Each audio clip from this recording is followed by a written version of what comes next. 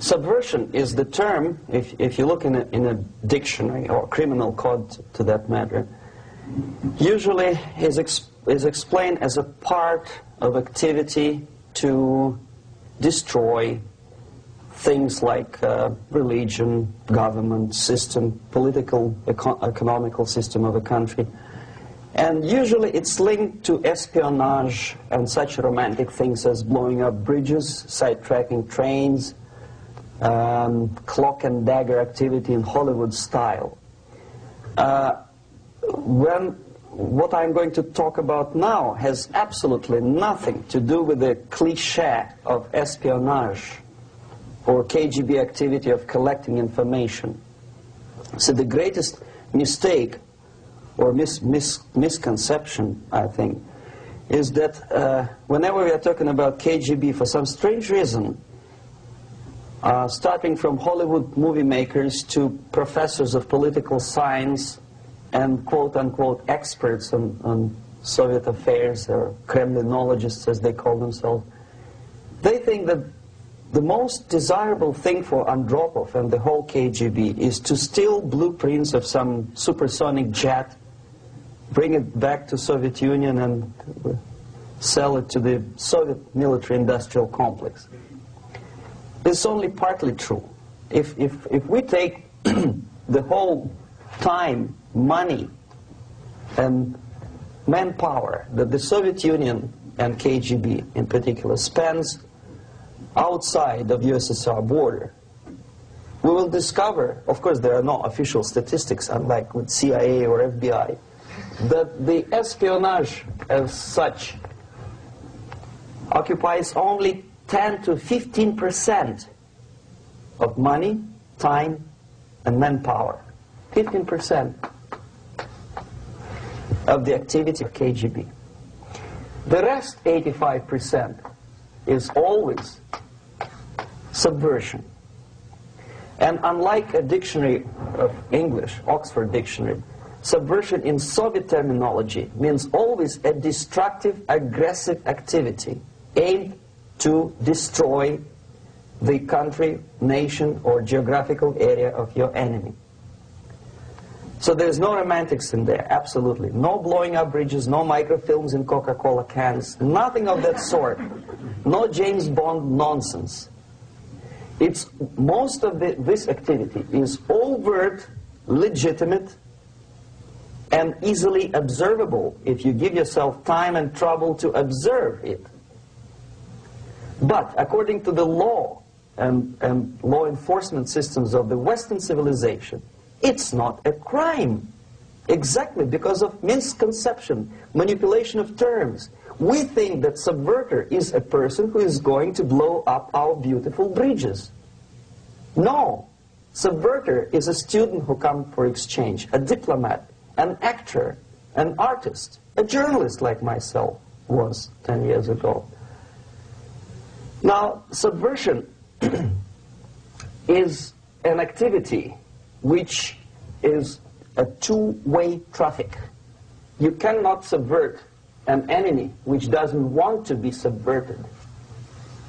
If you know history of Japan, for example, before 20th century, Japan was a closed society. The moment a foreign boat comes to the shores of Japan, the Imperial Japanese Army politely tells them to get lost. And if American salesman comes to the shore of Japan, let's say 60 or 70 years from now back, and says, oh, I have a very beautiful vacuum cleaner for you, with the good financing, he says, please leave us, we don't need your vacuum cleaner. If they don't leave, they shoot them to preserve their culture, ideology, traditions, values intact. You were not able to subvert Japan. You cannot subvert Soviet Union because the borders are closed. The media is censored by the government. The population is controlled by the KGB and internal police. With all the beautiful glossy pictures of Time magazine and Magazine America, which is published by the American embassy in Moscow, you cannot subvert Soviet citizens because the magazine never reaches Soviet citizens. It's collected from the newsstands and thrown to garbage can. Subversion can be only successful when the initiator, the actor, the agent of subversion has a responsive target. It's a two-way traffic. United States is a receptive target of subversion. There is no response similar to that one from United States to the Soviet Union. It stops halfway somewhere. It never reaches here. The theory of subversion goes all the way back 2,500 years ago. The first human being who formulated the tactics of subversion was a Chinese philosopher by the name of Sun Tzu.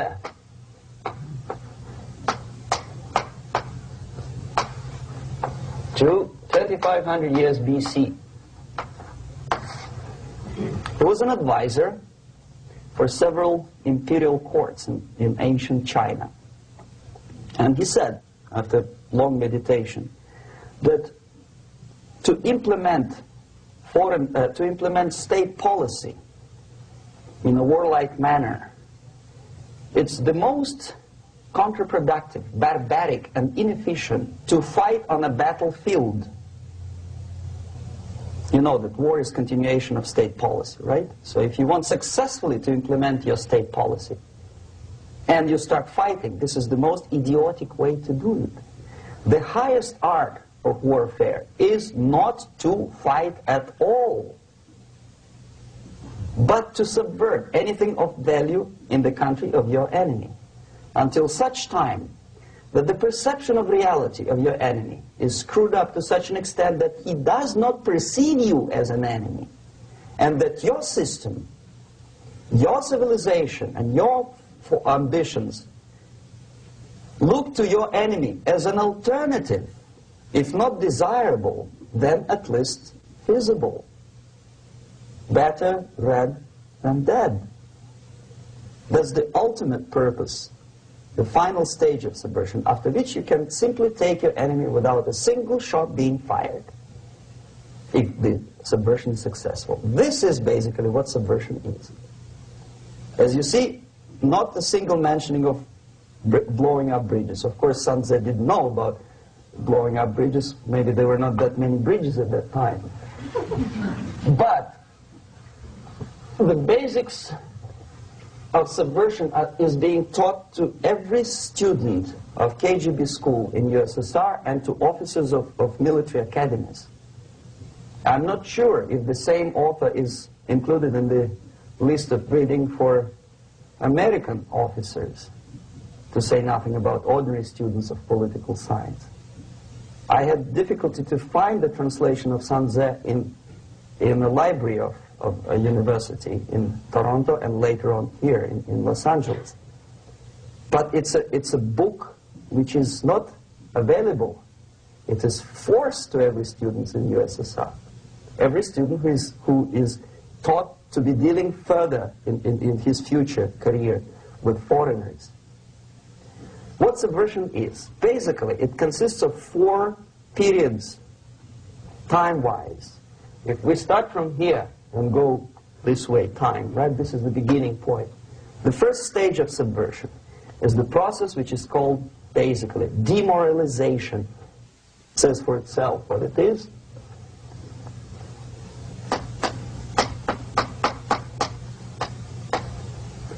It takes from, say, 15 to 20 years to demoralize a society. Why 15 or 20 years? This is the time sufficient to educate one generation of students or children. One generation, one lifetime span of a person, a human being, which is dedicated to study, to shaping up the outlook, ideology, personality. No more, no less. Usually it takes from 15 to 20 years. What it includes? It includes influencing, or by various methods, infiltration, propaganda methods, direct contacts, doesn't really matter. I will describe them later. Of various areas where public opinion is formulated or shaped. Religion, educational system, social life, administration, law enforcement system, military, of course, and labor and employer relations, economy. Okay? 5 areas. I will not write them down because we will not have enough space. Sometimes when I describe all the methods, students ask me question, are you sure this is the result of the Soviet influence? Not necessarily. You see, the tactic of subversion, about which I'm talking, is similar to the martial art, the Japanese martial art. If some of you are familiar with that tactic, probably you will remember that if an enemy is bigger and heavier than yourself, it would be very painful to resist his direct strike. If a heavier person wants to strike me in the face, it would be very naive and counterproductive to stop his blow. The Chinese and Japanese judo art tells us what to do. First to avoid the strike, then to grab the fist and continue his movement in the direction where it was before, right? Until the enemy crashes in the wall. You see? So, what happens here? The target country obviously does something wrong. If it's a free democratic society, there are many different movements within the society. There obviously, in every society, there are people who are against this society. They may be simple criminals, ideologically in disagreement with the state policy, conscientious enemies, simply psychotic personalities who are against anything. Right? And finally, there are a small group of agents of a foreign nation, bought, subverted, recruited. Right? The moment all these movements will be directed in one direction, right? This is the time to catch that movement and to continue it until the movement forces the whole society into collapse, into crisis, right? So that's exactly the martial art tactic. We don't stop an enemy. We let him go. We help him to go in the direction we want them to go. Okay? So, on the stage of demoralization, obviously there are tendencies in each society, in each country, which are going to opposite direction from the basic moral values and principles. To take advantage of these movements, to capitalize on them, is the main purpose of the originator of subversion. So we have religion, we have education, we have social life, we have power structure, we have labor relations, unions, and finally we have law and order. 1, 2, 3, 4, 5, 6. Okay? These are the areas of application of subversion. What it means exactly? In case of religion, destroy it, ridicule it, replace it with various sects, cults, which bring people's attention, faith, whether it is naive, primitive, doesn't really matter. As long as the basically accepted religious dogma is being slowly eroded and taken away from the supreme purpose of religion, to keep people in touch with the supreme being, that serves the purpose. Therefore, replace it, accepted, respected religious organizations with fake organizations. Distract people's attention from the real faith and attract them to various different faiths. Education. Distract them from learning something which is constructive, pragmatic, efficient. Instead of mathematics, physics, foreign languages, chemistry, teach them history of urban warfare, natural food, home economy, your sexuality, anything, as long as it takes you away, okay, Social life. Replace traditionally established institutions and organizations with fake organizations. Take away the initiative from people. Take away the responsibility from naturally established links between individuals, group of individuals, and society at large, and replace them with artificially, bureaucratically controlled bodies. Instead of social life and friendship between neighbors, establish social workers institutions. People who are on payroll of whom? Society? No. Bureaucracy. The main concern of social workers is not your family, not you, not social relations between groups of people. The main concern is to get the paycheck from the government. What will be the result of their social work doesn't really matter. They can develop all kind of concepts to show to the government and to the people that they're useful. Okay, away from the natural links, power structure. Okay, the natural bodies of administration, which are traditionally either elected by people at large or appointed by elected leaders of society, are being actively substituted by artificial bodies. The bodies of people, groups of people, whom nobody elected. Never. As a matter of fact, most of the people don't like them at all, and yet they exist. One of such group is media. Who elected them? How come they have so much power? Almost monopolistic power on your mind. They can rape your mind. But who elected them? How come they have a nerve to decide what is good and what is bad for the elected by you, president, and his administration? Who the hell are they? Spiro Agnew, who was hated by the liberal left, called them a bunch of enfeebled snobs. And that's exactly what they are. They think they know. They don't. The level of mediocrity. In a big establishment like New York Times, Los Angeles Times, major television network, you don't have to be excellent journalist. You have to be exactly a mediocre journalist. That's easier to survive. There's no competition anymore. You have your good, nice income, $100,000 a year. That's it. Whether you're better or worse doesn't really matter anymore. As soon as you're smiling to the camera and do your job.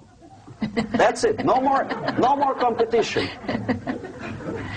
Power structure slowly is eroded by the bodies and groups of people who do not have neither qualification nor the will of people to keep them in power, and yet they do have power.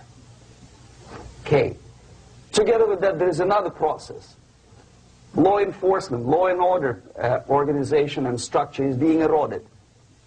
For the last 20, 25 years, if you see old movies and new movies, you can see that in new movies, a policeman, an officer of the United States Army looks dumb, angry, psychotic, paranoid.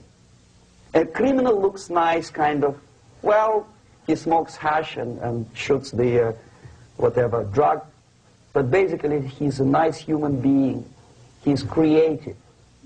And he's unproductive only because society oppresses him. Whereby a general of Pentagon is always, by definition, a dumb, a war maniac. A policeman is a pig, rude policeman. He abuses his power. You know? A generality, generalization like that. The hatred, the mistrust to the people who are supposed to protect you and enforce law and order. Moral relativity. The Angelo Buono process lasted 2 years in Los Angeles. Relativity. The Angelo Buono process lasted 2 years in Los Angeles. And yet there are still some lawyers who say, look, he's a nice character, as a matter of fact. There was some witness who said, also a criminal, who said, well, he's a nice guy. I asked him one day to burn a house of my enemy, and he wouldn't do it. He's a nice fellow. Erosion. A slow substitution of basic moral principles, whereby a criminal is not a criminal, actually. He's a defendant.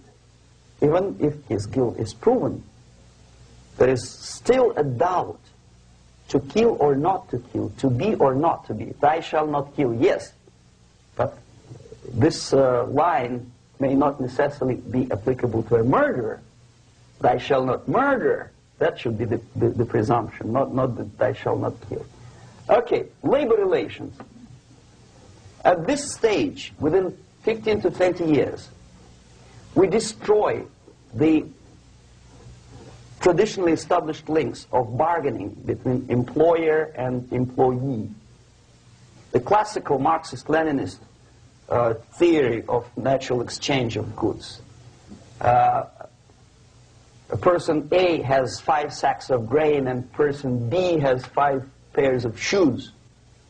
And the natural exchange without money is when they bargain between each other. And only with the introduction of the third force, C, an entirely third foreign stranger who says, no, don't give him 5 sacks of grain, give it to me, and you give me your 5 pairs of shoes, and I will distribute it accordingly, so that the economy will go. This is the death of natural exchange, death of natural bargaining. Well, trade unions were established 100 years ago.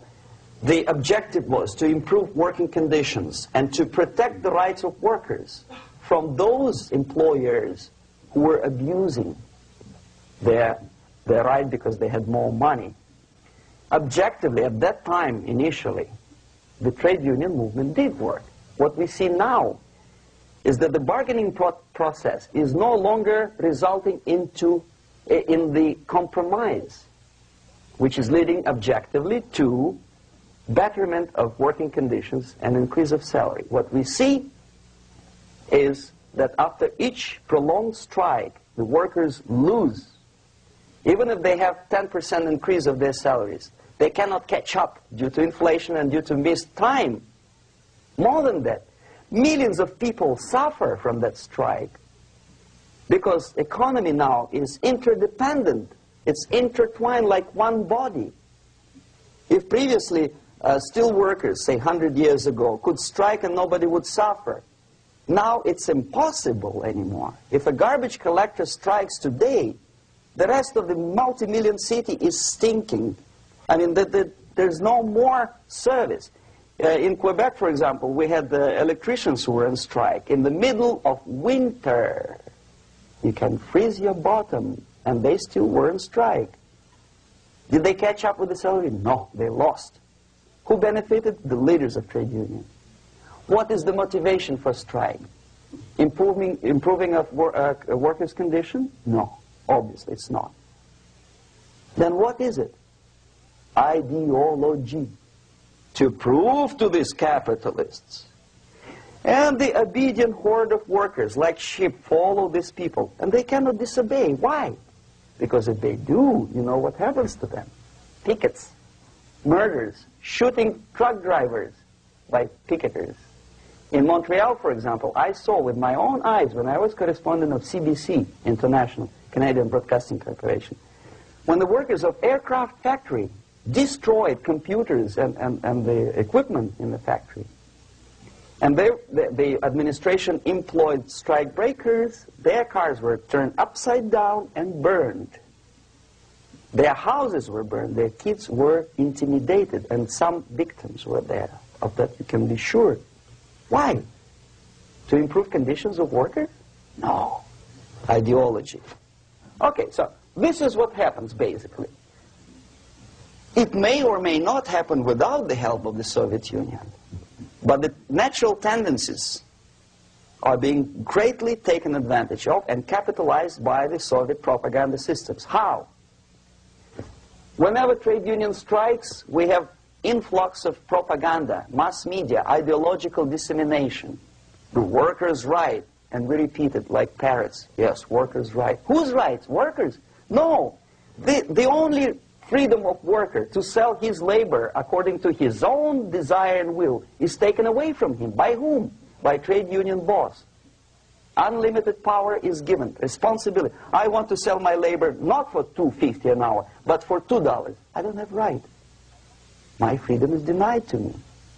I know that if I sell my work for $2 an hour, not for $3 an hour, I will compete better with the other guy who is lazy and more greedy. I don't need $3. I need only $2. No, I was made to believe by media, by business, by advertising agencies that I need more and more and more. Have you ever heard any advertising on TV to consume less? No. No way. Whether you need a six-cylinder car or not, you have to buy it. And hurry up. When I was driving here, on the local radio station, an excited announcer said, "You hurry up, rush and save, save, save. There is a pantyhose sale." Save by buying more. See? Of course. It would be too naive to expect that KGB makes that advertising agency to do such a crazy commercial. No, of course not. But what we did when I was working for Novosti Press, we would snow plow editorial offices, student organizations, religious groups with literature of class struggle, if not directly Marxism-Leninism propaganda, then a propaganda of the legitimate aspirations of working class, betterment of life, equality. Equality, mind you. President Kennedy once said, we will make America to believe that people are born equal. Are people born equal? Is there any mentioning in the Bible or any other holy scripture in any religion, if you don't believe me, go to the library and check it. There is not a single word about equality. Just the opposite. By your deeds, God will judge you. What you do is important. The merit of your personality. You cannot legislate equality. If you want to be equal, you have to be equal. You have to deserve it.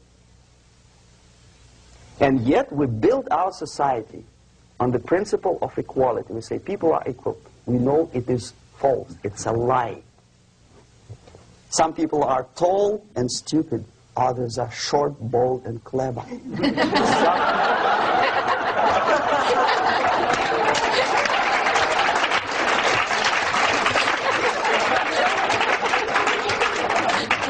If we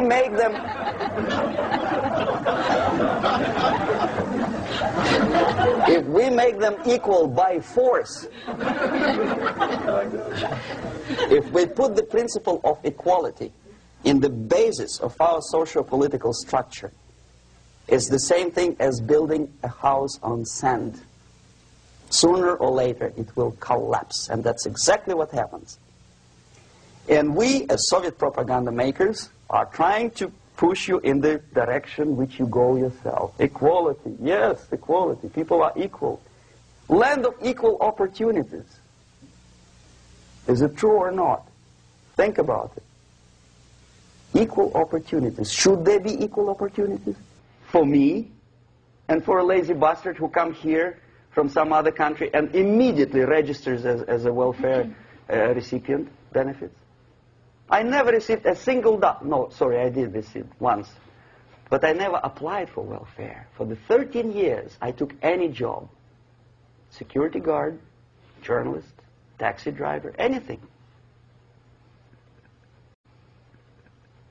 Well, I was restless, but some people don't like it. They immediately. So why should we have equal opportunities? Why? The equal opportunity to excel. Equal opportunity in equal circumstances, yes, but we know people are different. To excel, yes, provided we reach the same level of excellency, perfection, which is hypothetical, distant future. Yes, maybe.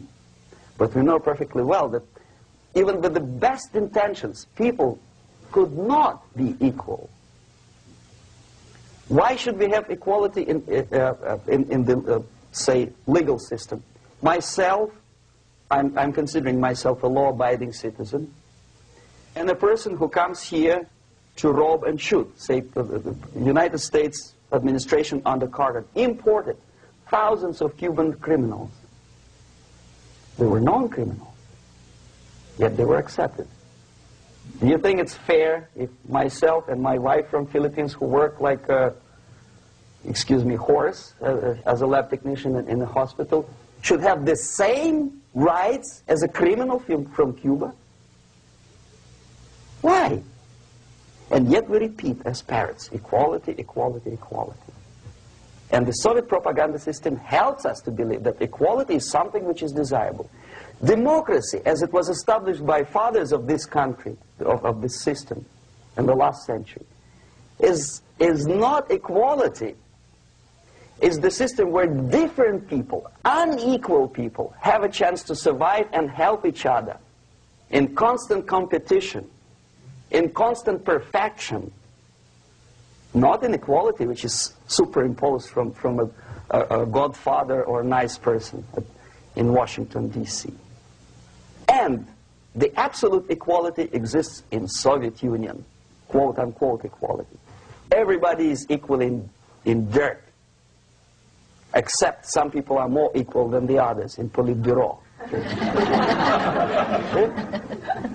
So, the moment you bring a country to the point of almost total demoralization, when nothing works anymore, when you are not sure whether it is right or wrong, good and bad, but there's no division between evil and good, when even the leaders of church sometimes say, well, violence for the sake of justice, especially social justice, is justified in the countries like Nicaragua, El Salvador, well, maybe Rhodesia, and we listen to them and say, yeah, probably it's true. Is it true? No, it is not true. Violence is not justified, especially for the sake of quote-unquote social justice introduced by Marxist-Leninists, that is my former colleagues from Novosti Press Agency. Okay, so we reached that point. The next step is destabilization.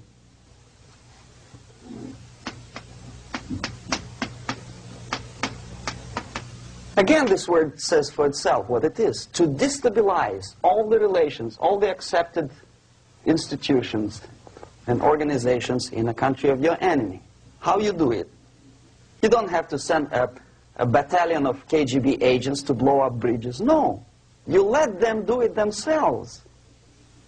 The area of application is, again, it's narrower now. Not like the previous case. The overt legitimate actions of the KGB in this case would be hardly noticeable. There is no crime if a professor who recently went to USSR introduces a course of Marxism-Leninism in a Californian college, for example. Nobody is going to come to his doorstep and say, okay, mister, come, you are under arrest. No, it's not a crime. It's not even considered a moral crime against your country. So the area of application here is narrowing down to economy, again, labor relations, right? To law and order, plus military. And economy, law and order. Yes, and again, the media, but wider scope, a little bit different. I'll explain later. Okay, basically 3 areas. Economy. The radicalization of bargaining process. If on that stage we still could achieve, theoretically, some positive compromise between the negotiating sides with say, the arbitrary, introduction of arbitrary judges, a third side, objectively judging the demands of both sides. Here it's radicalization. On the stage of destabilization, we cannot come to compromise even within a family. The husband and wife couldn't figure out which is better. Husband wants his kids to eat at the table, and wife wants him, a child, to roam around the room and drop food all over the floor. They cannot come to compromise unless they start a fight. It's impossible to reach a compromise, constructive compromise, between neighbors. Some people say, I don't like you to watering your lawn at that time because exactly at that time I'm walking my dog and he's getting nervous. He cannot pass his bowels, you know. So they cannot compromise. They go to a civil court or something like that. radicalization of human relations. No more compromise. Fight, fight, fight. The normal, traditionally accepted relations are destabilized. The relations between teachers and students in schools and colleges. Fight. The relations between, in economical sphere, between laborers and employers are further radicalized. No more acceptance of the legitimacy of demands of workers.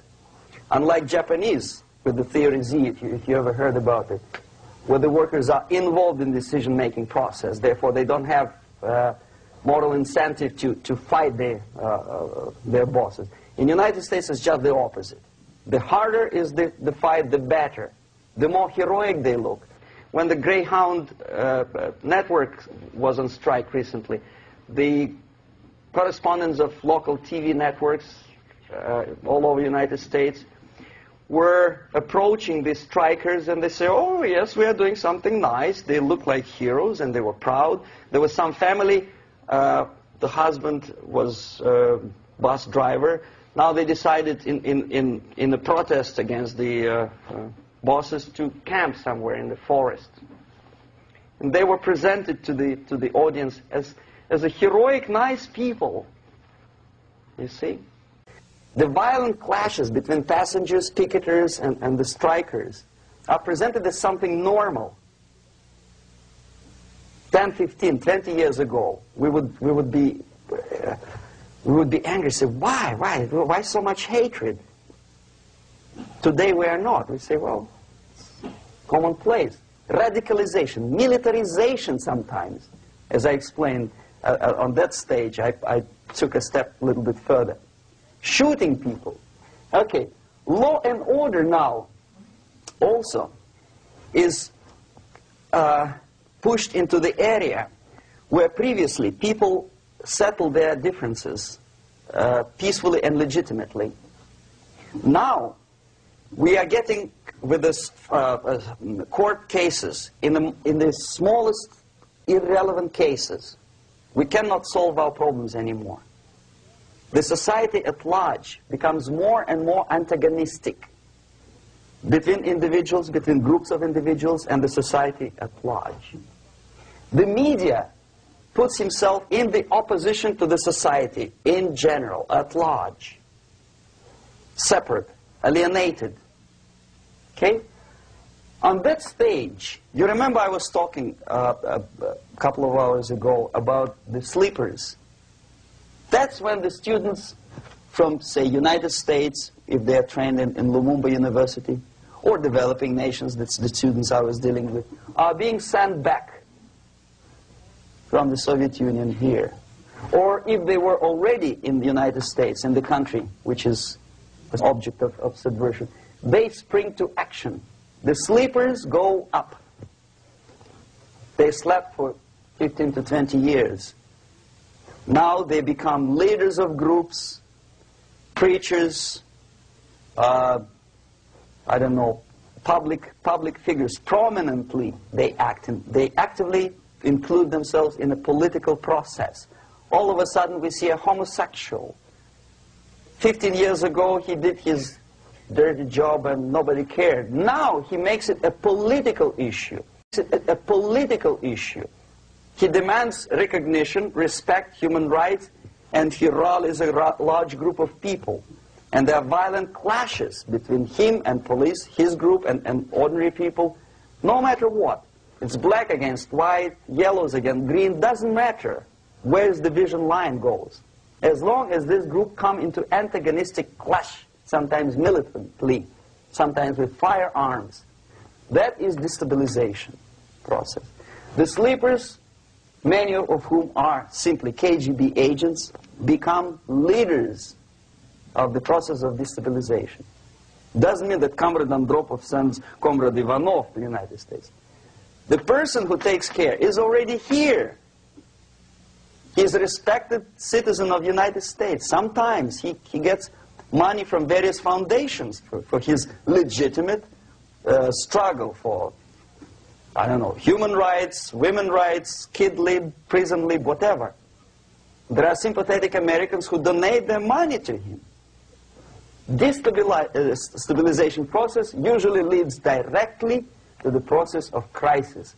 In case of developing nations, that's the area where I was active. The process starts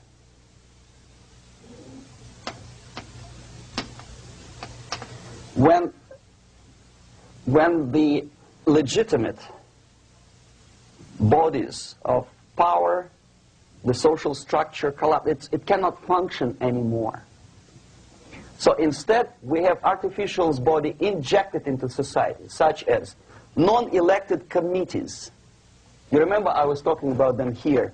Social workers who are not elected by people, media who are self-appointed rulers of your opinion, some strange groups which claim that they know how to lead society forward. They don't usually. All they care is how to collect donations and sell their own concocted ideology, mixture of religion and ideology. Here, we have all this artificial's body claiming power. If the power is denied to them, they take it by force. In case of Iran, for example, all of a sudden we have revolutionary committees. What kind of revolution? There was no revolution yet, and yet they had the committees. They were taking power of judgment. They had the power of execution, they had the power of legislation, and that they had the power of judicial. All of them combined in one person, who is half-baked intellectual, sometimes graduated from Harvard University or Berkeley. He comes back to his country and he thinks that he knows the answer to all the social, economical problems. Okay? Crisis is when society cannot function anymore productively. It collapses, obviously. That's the word for crisis. So therefore, the population at large is looking for a savior. The religious groups are expecting a Messiah to come. The workers say, we have family to feed.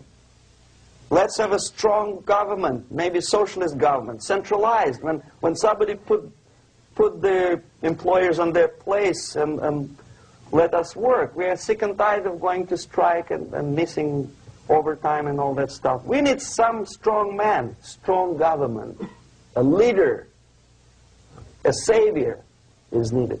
Population is sick and tired already. And here we are. We have a savior. Either a foreign nation comes in, or the local group of leftists, Marxists, no matter what they call themselves, Sandinista, a reverend or some sort, Bishop Muzureva, like in Zimbabwe, doesn't matter. A savior comes and says, I will lead you. So we have two alternatives here. Civil war and invasion.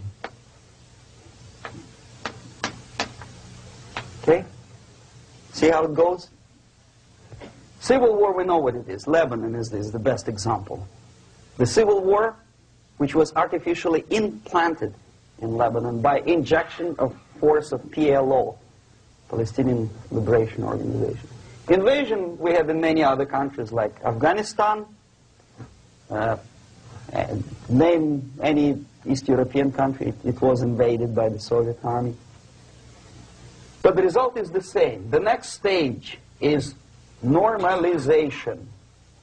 Normalization is a very ironic word, of course. It is borrowed from 1968 situation in Czechoslovakia, when the Soviet propaganda and after them New York Times declared the country is normalized. The tanks moved into Prague, so there is no more Prague Spring, there is no more violence. Normalization.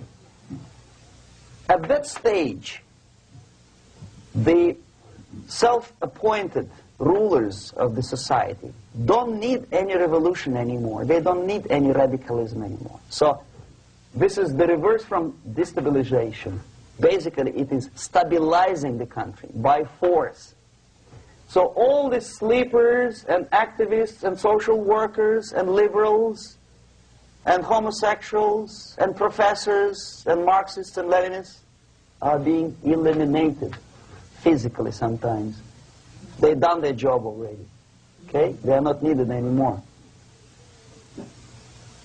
The new rulers need stability to exploit the nation, to exploit the country, to take advantages of the victory. Okay? So no more revolutionaries, please. And that's exactly what happens in a number of countries. You remember Bangladesh? This is the crisis in which I was instrumental. First they had Mujibur Rahman. In 1971, he was the leader of People's Party, Awami League, with mustache like Stalin. He was in Russia many times. In 5 years, he was shot by his former colleagues, Marxists. He fulfilled his function. In Afghanistan, it happened 3 times. First there was Taraki, then there was Amin, now there's Babrak Karmal. They killed each other successively, one after another. The moment he fulfills his duty, the first one demoralized country, the second destabilized, the third one brought it to crisis. Goodbye, comrades. Babrak Karmal comes from Moscow and put into the seat of power. Same thing happened in Grenada recently. Maurice Bishop, Marxist, was killed by Austin, what's his name, General something, who was also a Marxist. Right? So no more revolutions, please. Normalization now. From now on, no more strikes, no more homosexuals, no more women lib, no more kid lib, no more lib, period. Good, solid, democratic, proletarian freedom. That's it. Now, to reverse this process takes enormous effort. When today, United States had to invade Grenada to reverse the process of subversion. Some people say, boy, this is not good, it's not kosher to invade the beautiful country, island of Grenada.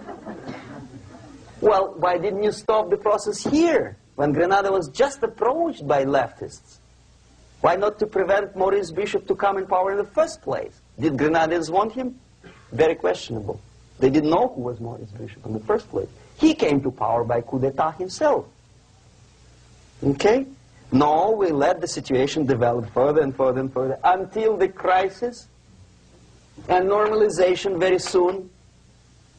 And then the United States decided to invade country, discovering that the country was absolutely a military base for the Soviet Union.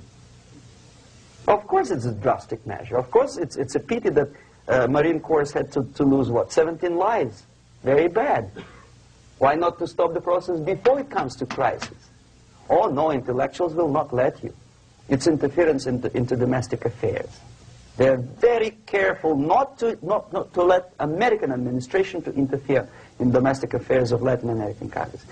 They don't mind Soviet Union interfere in these affairs. Okay. So to reverse this process, from here, it takes only and always military force. No other force on earth can reverse this process at this point. At this point, it does not take military invasion of the United States Army. It takes strong action, like in Chile. A CIA covert involvement to prevent the savior from outside to come into power and to stabilize country before it erupts into civil war. Country before it erupts into civil war.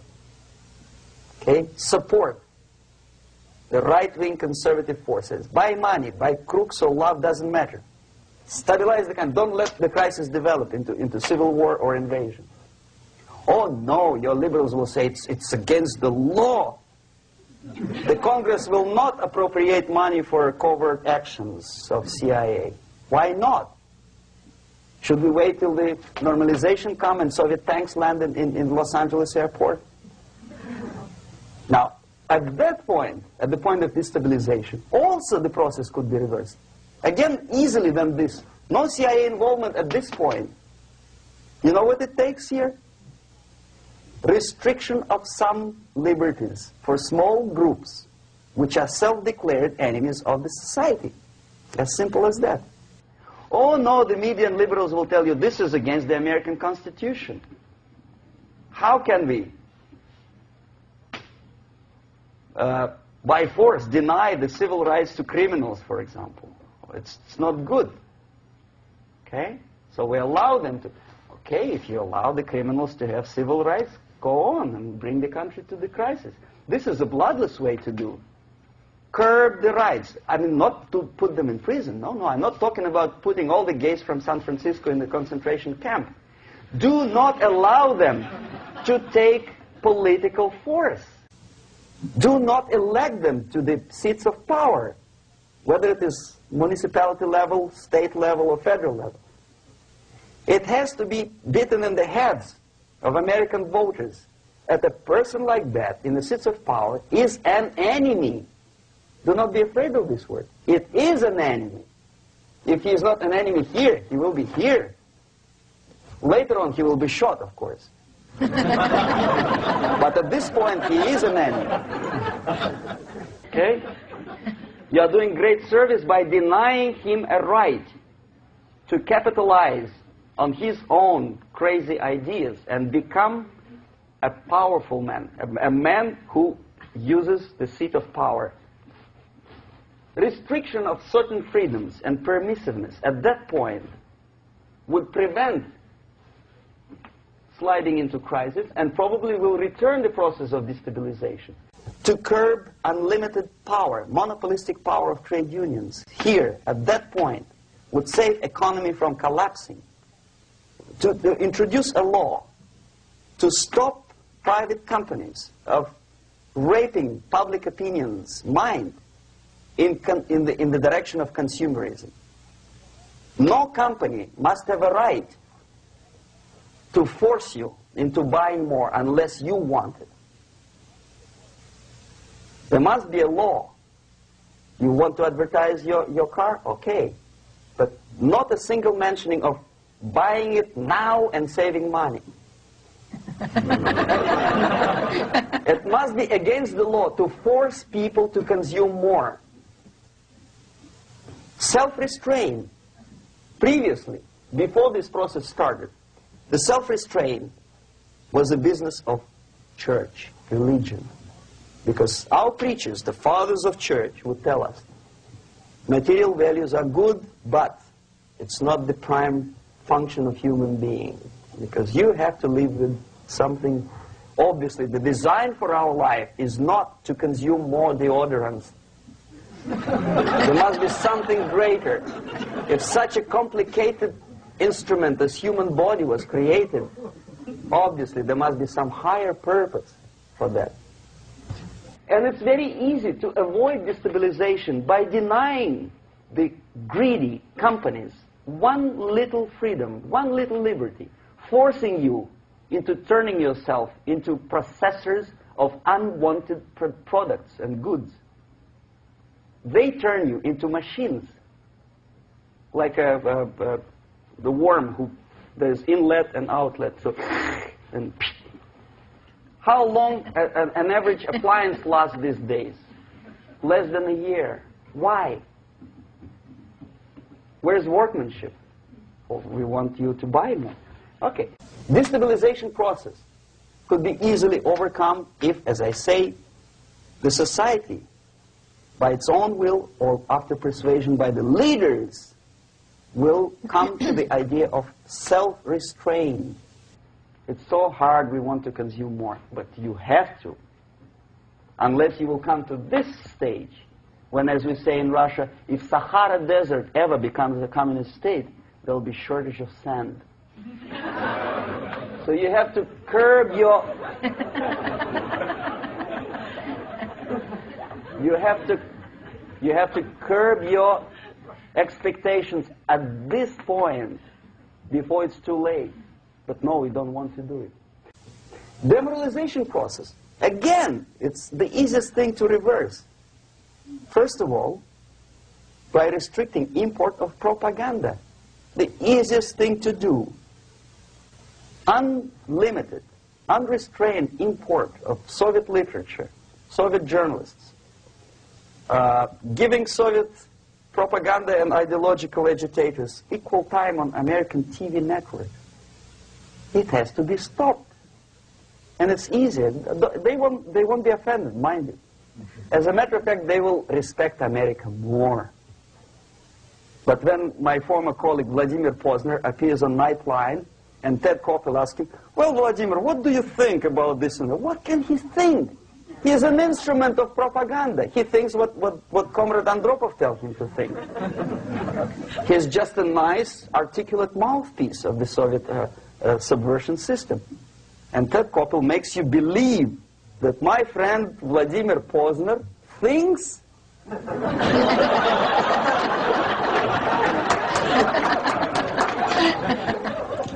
the process of demoralization may not have started at all if at that point the country, which is a recipient of subversion, actively, not violently, but actively, prevents importation of foreign ideology. I don't want America to follow the pattern of ancient Japan. You don't have to shoot every foreigner when it approaches the sacred borders of the United States. But when he offers you a junk in the disguise of very shiny something, you have to tell him, no, we have our own junk.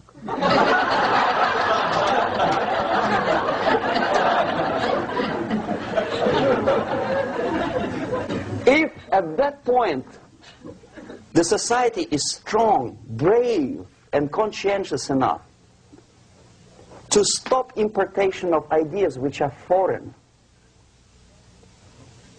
then the whole chain of events could be prevented. Recently I've been to Philippines, and I was shocked how in big cities like Manila, children listen to deafening music.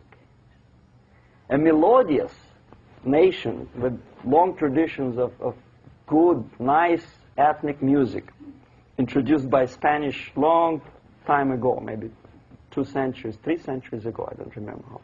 All of a sudden listen to musical garbage, blasting their radios at full blast, at full volume. Why? In India, I spent many years watching the reactions of Indians walking out of movie theaters after seeing Hollywood production. They couldn't figure out why Americans are so wasteful. They smash their cars, their shiny cars, every 5 minutes. How come they shoot each other for $500,000? Is it true that they're so obsessed with sex? Can you imagine showing a movie where each 5 minutes there's a copulation on the screen to a country like India with long tradition of respect to these private matters, or to Pakistan?